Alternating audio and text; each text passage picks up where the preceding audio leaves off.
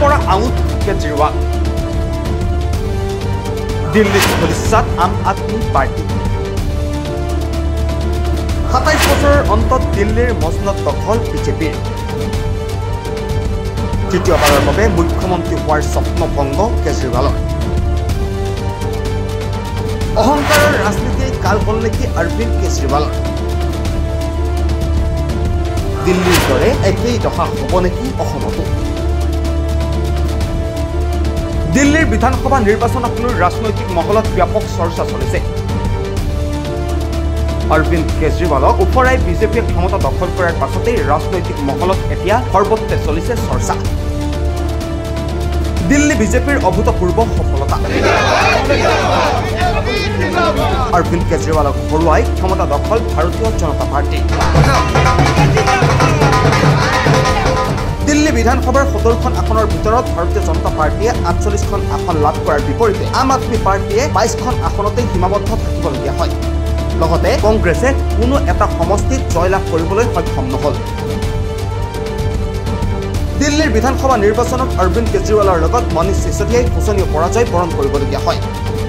বিধানসভা নিৰ্বাচনত বিজেপিয়ে 45.61% ভোট পোৱাৰ বিপৰীতে আপে লাভ কৰে 45.61% ভোট তাৰ বিপৰীতে কংগ্ৰেছে লাভ কৰে 6.35% ভোট দিল্লীৰ বিধানসভা নিৰ্বাচনত ভোট বিভাজনে বিজেপিৰ বিজয় যাত্ৰাত সুযোগ প্ৰদান কৰিছে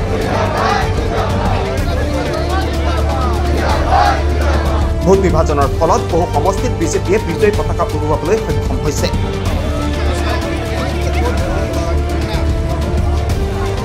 নতুন দিল্লী বিধানসভা সমষ্টিত অৰবিন্দ কেজৰিৱালে 4089টা ভোটৰ ব্যৱধানত পৰাজয় বৰণ কৰিবলগীয়া হয় তাৰ বিপৰীতে কংগ্ৰেছৰ প্ৰাৰ্থীয়ে লাভ কৰে 4568টা ভোট যাৰ ফলত বহু সমষ্টিত বিজেপি জয়লাভ কৰিবলৈ সক্ষম হয় পূৰ্বৰ নিৰ্বাচনসমূহত এখনো আসন লাভ নকৰা কংগ্ৰেছে এইবাৰো এই ধাৰাই অব্যাহত ৰাখে তাৰ বিপৰীতে মুঠ 14টা সমষ্টিত আপ পৰাজয়ৰ কাৰণ হৈছে কংগ্ৰেছ কংগ্ৰেছৰ সৈতে ভোট বিভাজনৰ ফলত বিজেপিৰ বিজয় যাত্ৰা এতিয়া সহজ হৈ পৰিছে এতিয়া প্ৰশ্ন হয় কি হ'ব 2024ত দিল্লীৰ পৰা অসমৰ বিৰোধী নেতাসকলে কিবা শিক্ষা ল'বনে নে নিজৰ মাজতে ক্ষমতা কেন্দ্ৰিক যুদ্ধত লিপ্ত হৈ থাকিব এয়া পৰৱৰ্তী সময়ত লক্ষণীয় হ'ব 27 বছৰৰ পিছত আমাৰ চৰকাৰ হৈছে কাৰণ আমি কাম প্ৰত্যেক কাৰ্যকৰ্তা ধৈৰ্যৰে শান্তিৰে কাম কৰিছে আৰু সেই শান্তি আৰু ধৈৰ্যটো কাম ৰিজাল্ট দিছে আৰু ৰাইজে কানেক্ট কৰিছে ৰাইজে নৰেন্দ্ৰ মোদীৰ লগত কানেক্ট কৰিছে মোদী ডাঙৰীয়াৰ লগত কানেক্ট কৰিছে ৰাইজে আমাৰ যিমান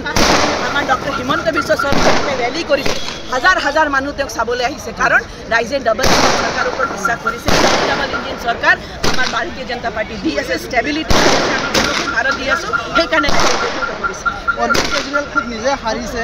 মনীষ চিচোদিয়াই হাৰিছে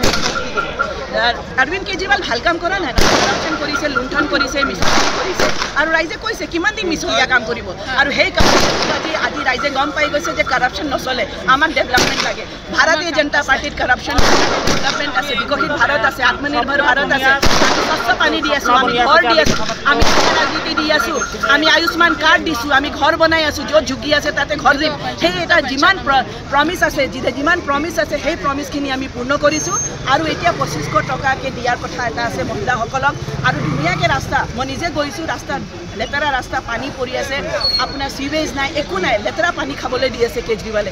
সেই ৰাইজে চৰকাৰ আকৌ আম আদমি পাৰ্টিক আনিব নেকি সেইকাৰণে অৰবিন্দ কেজৰিৱালক বিদায় দি আম আদমি পাৰ্টিক বিদায় দি এতিয়া ভাৰতীয় জনতা পাৰ্টিক স্বাগতম জনোৱা হৈছে আৰু সেই স্বাগতম নৰেন্দ্ৰ মোদী ডাঙৰীয়াৰ নেতৃত্বত আজি আহিছে আৰু গোটেই ভাৰত বিকশিত ভাৰত গোটেই দিল্লী বিকশিত দিল্লী হ'ব 26ত অসমত কি হ'ব অসমত আজি যিটো ৰিজাল্ট হ'ল ফলাফল 26তো আমি আহি আছোঁ ভাৰতীয় জনতা পাৰ্টি আহিছে কাৰণ চাওক ভাৰতীয় জনতা পাৰ্টি প্ৰত্যেক কাৰ্যকৰ্তা মাটিত কাম কৰে আমি মাটিৰ লগত কানেক্ট হৈ থাকোঁ আমি ৰাইজৰ লগত কানেক্ট হৈ থাকোঁ আমি আকাশত মহল নবনাওঁ আমি আকাশত এইটো কোনো কাহিনী নৰচোঁ আমি গ্ৰাউণ্ডত থাকোঁ আৰু কোনো কাহিনীত কাম নকৰোঁ আমি ফেকবাজি নকৰোঁ ভাৰতীয় জনতা পাৰ্টিৰ চৰকাৰ নৰেন্দ্ৰ মোদী ডাঙৰীয়াৰ নেতৃত্বত অসমত ডক্টৰ হিমন্ত বিশ্ব শৰ্মাৰ নেতৃত্বত আমি কাম কৰি গৈ আছোঁ তেওঁ কাম কৰিছে দিনে ৰাতি কাম কৰিছে এতিয়াও বৰ্তমান কামেই কৰি আছে তেওঁ আৰু সেইকাৰণে আজি আমাৰ অসম বিকশিত অসম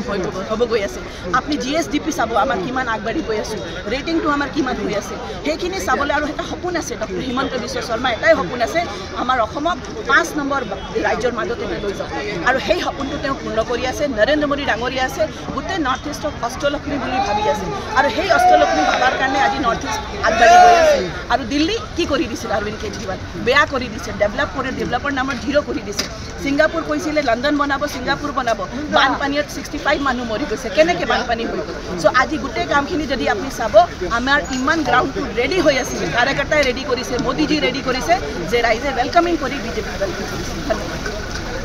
জনসাধাৰণে অনুভৱ কৰিছে আৰু অনুভৱ কৰি এই যে তেখেতসকলৰ দুমুখীয়া চৰিত্ৰ সেই দুমুখীয়া চৰিত্ৰৰ বিৰুদ্ধে নিজৰ ৰায় প্ৰদান কৰিছে একে সময়তে আমি লক্ষ্য কৰিছোঁ যে কংগ্ৰেছ দলে সমগ্ৰ দেশটো নিজকে ভাৰতীয় জনতা পাৰ্টীৰ একমাত্ৰ বিকল্প হিচাপে তেখেতসকলে নিজকে প্ৰতিপন্ন কৰিব বিচাৰে সেই কংগ্ৰেছ দলক কিন্তু দিল্লীবাসীয়ে সমূলঞ্চে উৎখাত কৰিছে গতিকে এই নিৰ্বাচনৰ যে ফলাফল এই নিৰ্বাচনৰ ফলাফলে আগন্তুক সময়ছোৱাত ভাৰতবৰ্ষৰ যে তৎকালীন ৰাজনৈতিক প্ৰেক্ষাপট এই ৰাজনৈতিক প্ৰেক্ষাপটলৈ এক নিৰ্ণায়ক বাৰ্তা প্ৰেৰণ কৰিছে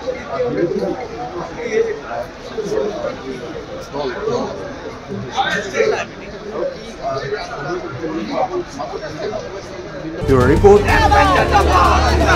TV